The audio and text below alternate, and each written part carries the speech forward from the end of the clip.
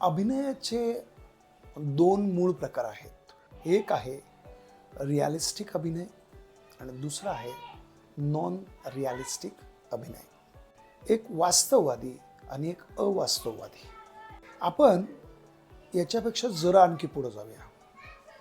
पहिली गोष्ट अशी की अभिनयामध्ये अंगिक अभिनय, वाचिक अभिनय, आहार्य अभिनय आणि सात्विक अभिनय असे प्रकार आहेत.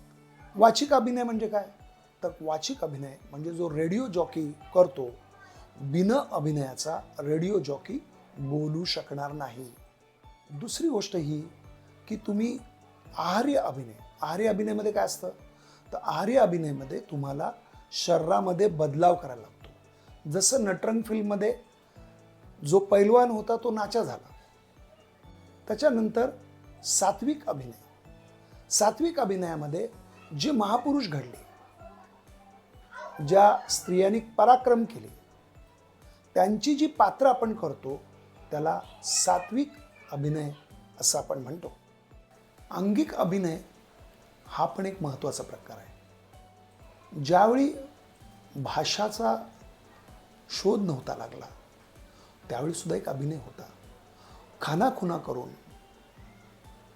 मुकपट जे चालतात तो सर्वच्या सर्व हा अंगिक अभिनयाचा प्रकार आहे.